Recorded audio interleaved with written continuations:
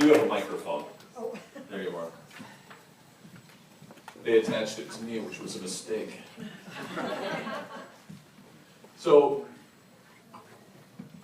we've had a little bit of conversation before, Marge. I mean, there's a lot of water under the bridge here, Yes. right? So can you share with us a little bit, Jim has passed away. Yes. And can you share with us a little bit about your first encounters with Jim and encountering bleeding disorders? Yes, well, Jim and I met on a blind date. Was he blind or were you blind? Both of us. Yeah, both of you. Yeah, it worked out well. Yeah. And it worked out well. I knew going in that he had hemophilia, and the only thing I knew about hemophilia was they're bleeders. Now, when was this? When was this? That would have been back in '64, you're dating me. I'm not dating you. Your husband's dead. Okay. That was back in '64. All right. And as I say, the only thing I knew about hemophilia was that they were bleeders.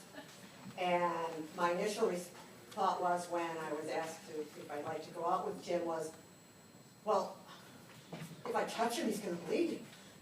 And going to bleed to death. Right, what are you supposed to do? And then I remembered reading an article in the newspaper about Jim and all the blood transfusions that he had received. And I thought, well, he's in his 20s and is still alive, so I guess I won't bleed to death if I touch him. He was still breathing. He was still breathing. That's yes, good. Yes. But as a hemophiliac, back in, born in late 30s, and growing up, I didn't know much about hemophilia. What was that like? For Jim, it was like, if he had a bleed, he would be in the hospital sometimes 9 months at a time. And then maybe home for a couple of weeks and back in. And if he had a bleed in the elbow, they cast it in that functional position. Yeah. And he just had to deal with the pain because they didn't know. And he could remember receiving, because he knew something was in your blood that would stop his blood from bleeding. So he could remember the first time he was laying on one gurney and his dad was on the other gurney receiving a blood transfusion directly from his dad.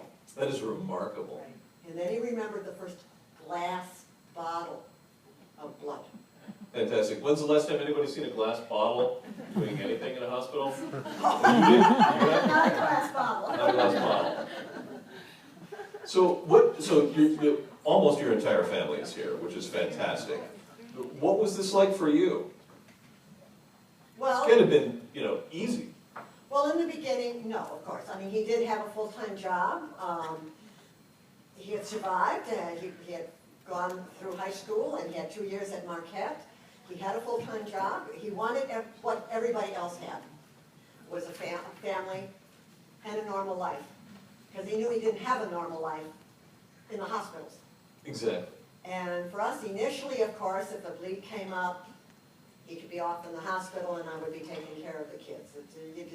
That's the way it was. But in '73, he got the call from the blood center and said, how would you like to go on home therapy? And I'm a retired nurse, and I had just read an article about them teaching the hemophiliacs how to give themselves their cryoprecipitate initially. I'm sorry, the what? Frozen cryoprecipitate. Right.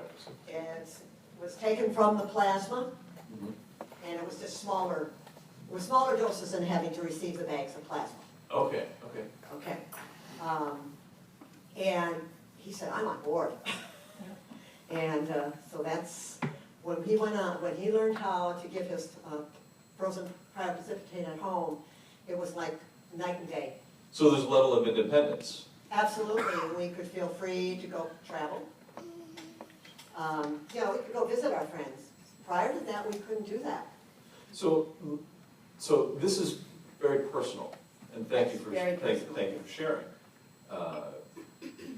What can you tell us about the start, how he started to help found GLHF? Well, needless to say, Jim's family didn't get much support when he was growing up, and he has a sister who was 6 years younger, and a lot of sibling rivalry, a lot of jealousy, especially on her part. And he heard about the National Hemophilia Foundation was founded in, I think, about 59, 57, 59, somewhere in there. And then the Midwest chapter of the National Hemophilia Foundation, it included Indiana, Illinois, Wisconsin, and Western Michigan. So and these are buddies, they did not have hemophilia. His friend Bill Higgy, who is here. He's here, yes. Right here? Yeah, when they were 15.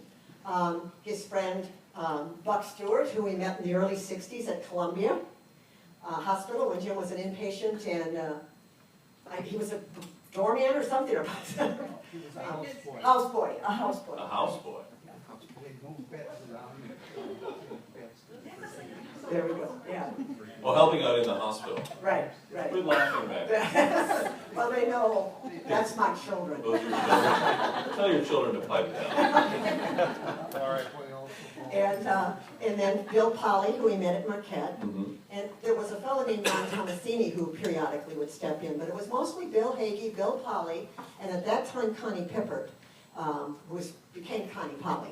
What was this like what were they doing? They As realized, Jim said, they had about 400 families down there, but Jim said there's many more in the state of Wisconsin that we aren't touching to get the support out to. And he said they shouldn't have to travel to Chicago. They should be able to have the support and the help right here. And initially it was in the Milwaukee area.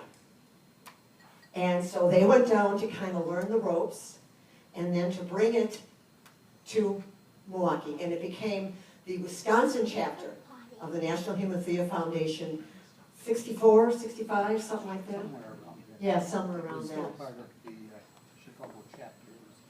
We just added the word division. Okay. Bill knows a lot of this history. Yes. Because I came in after. I think he also said your former husband was a terrible driver. That's why they brought us to Milwaukee. He was a terrible driver, didn't want to go down to Chicago. Well, I won't go there. Okay, You can interview Bill. exactly. Okay, yeah. When he managed to catch you, he calmed down a lot. That's what I was told, that he was pretty wild. You were a before he calming did. influence. I was a calming influence. It was I don't one know, of some radical people would know bleeding me. I disorder don't know. foundation building Yeah. before you That's arrived, right. and then it slowed down and In focused. fact, I think he would have lived as long as he did. He hadn't met you. Thank you, Bill. There's a lot of water flowing between Yes, these yes, bridges. well, yeah. I believe that Jim is in the room. That's fantastic. That's fantastic. Yeah. So the organization begins out of this seed, Mhm. and where does it go from there, in your experience? Well, initially it was just to, like Jim would go visit, I remember the Todd, he was 2.5 years old in the hospital, and he'd go and give support to mom and dad, to Shirley and Dave, and What is that? What kind of support? What? just the knowledge that, okay, if he's lived to be in his 20s, they've got a shot for their son. Because that still was just plasma that they were giving them.